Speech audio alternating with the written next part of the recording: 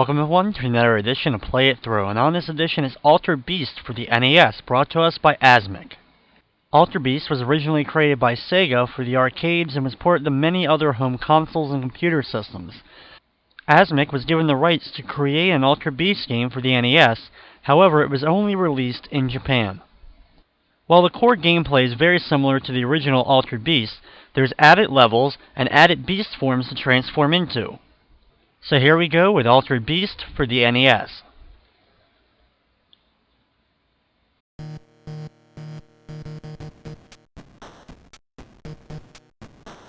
While the game may have been changed up a little bit, our storyline remains the same. We take control of a Centurion who is brought back to life by Zeus to save Zeus's daughter Athena.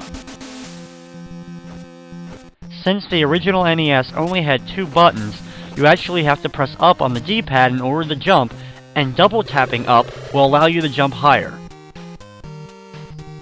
We control our Centurion with our punch and kick moves in order to defeat enemies, and then we must defeat the white Cerberuses in order to collect Spirit Orbs. Every Spirit Orb you collect will power you up. After 3, you'll change into the Beast form for that particular stage. One thing in the NES version of Altered Beast is that the hit detection is a little bit off, which is definitely the first thing you have to get used to. It ends up helping us in a way because you can actually hit enemies a little bit farther away than you normally would be able to.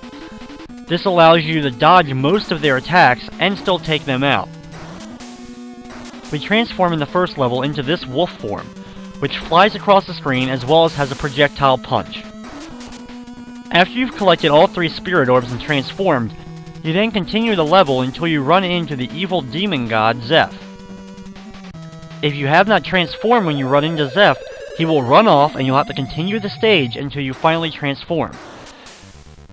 The bosses are very similar to the ones that we saw in the original versions of Altered Beast, however, you're not going to be able to do your charge move into it. You're going to have to use your projectile in order to hit this enemy from a distance, and every time you do damage to him, you can see he shakes. So keep your distance, back away, and launch fireballs at them, while dodging the heads by using your dash move in order to destroy them.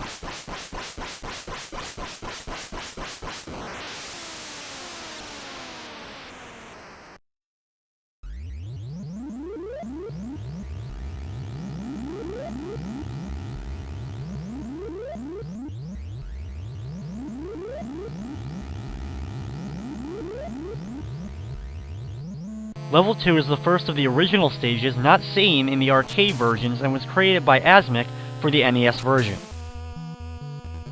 These wolf enemies make a long jump across screen, and once they land, that's your opportunity to deliver a hit to them to take them out. Do your double jump in order to take out flying enemies as you continue through the stage. Your first white Cerberus will come from the right side of the screen.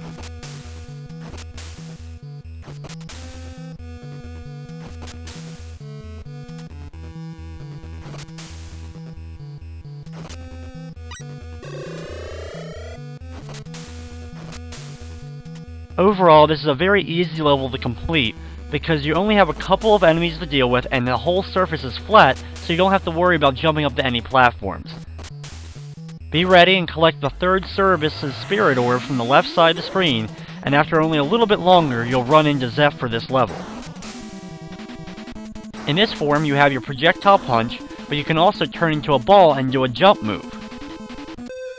The key to this boss is rhythm. You're going to have to get up close to him and keep delivering your punches about a half second after each of them. And you'll see when he brings up his fist to launch his fireballs, you'll stop him by delivering your fist at the right moment. So it ends up being a very easy battle as long as you can get this timing down right.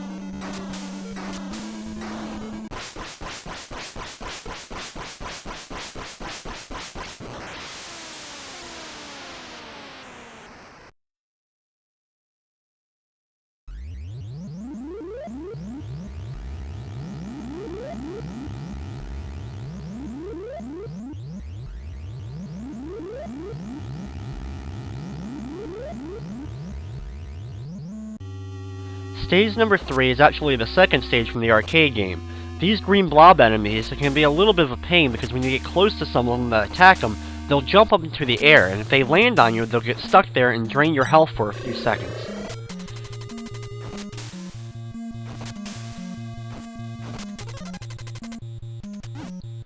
One of the few problems in the game overall is the fact that some enemies will spawn up from below you and instantly hit you. In the arcade versions and other versions of the game, you would just get knocked back but wouldn't take any damage if an enemy spawned right where you were.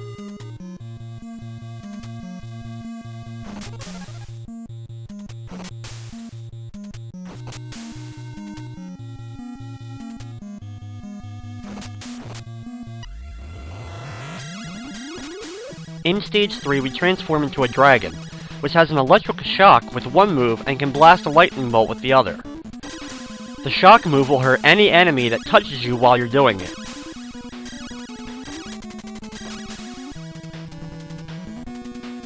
For the boss, it's a very simple battle.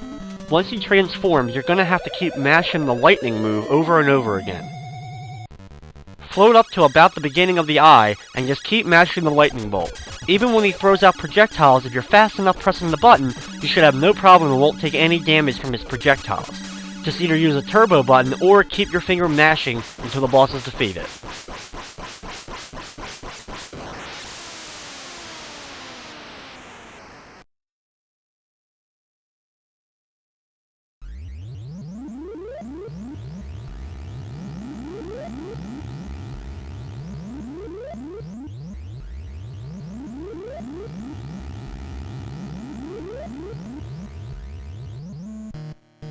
Stage number 4 takes place inside this cave, and you have some ant enemies that are going to start attacking you immediately. Just deliver your kick when they're just a little bit out of reach, and you should be able to hit them with it. The only problem in this level is getting to all 3 of the spirit balls. The first one is pretty easy to get a hold of, but since there is a couple of platforms, you're going to have to be quick. Jump up here and run to the edge, and get ready to immediately kick as soon as he falls from the ceiling. Then, once you're back on the ground, take out a couple of the enemies, but get ready, because you're going to have to get to the middle platform over here for the next one. Right on the edge, for him to fall down, deliver your kick, and power up into your bear form. The bear form works very similar to the form that we had in level 2.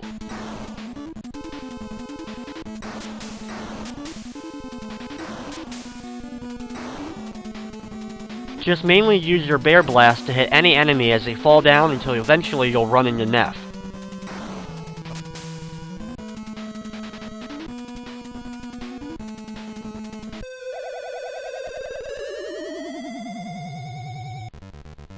For this boss, just get up close and start mashing your blast button. The only time you'll have to jump is when his fire gets really close to the ground. Do a quick double jump to avoid it and then go right back to blasting him.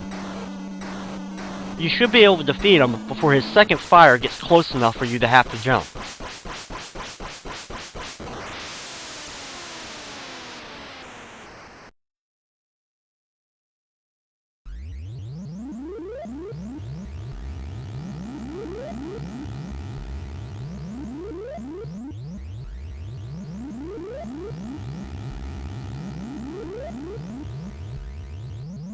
Stage number 5 is another added level to the game, and it's an underwater level. While being pretty unique, it's also easily the hardest stage in the whole game. The enemies are a little bit hard to hit, especially considering most of them are going to be up in the air. It also happens to have the hardest boss in the game.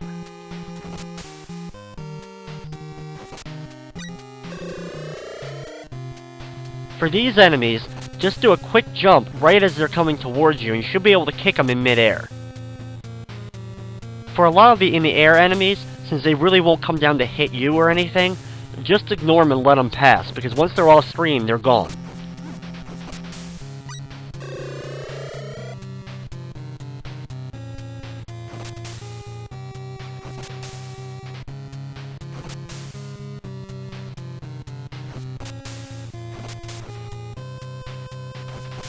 Those green enemies are probably the worst, because until you're up to your second power form, they take 2 hits to kill. When you're able to transform, you transform into a shark, who has a blast and can also spin with his tail. However, you won't be able to do the spin with the tail against this boss. This boss is easily the hardest to hit. What you're going to have to do is get used to firing your blast when his tentacle goes all the way down. It goes up into the air and then comes down to the ground, but once it goes down the second time, it goes down just a little bit farther, and that's going to be your opportunity to actually hit him. If he shakes, you did damage, and if he didn't shake, then unfortunately you missed with your attack. The ink blasts that he throws out can be a little bit annoying, but they're not too tough to dodge. If you stay on the far left side of the screen, you should have no problem being able to dodge them. It's just going to be a very long battle, because it's very hard to hit him.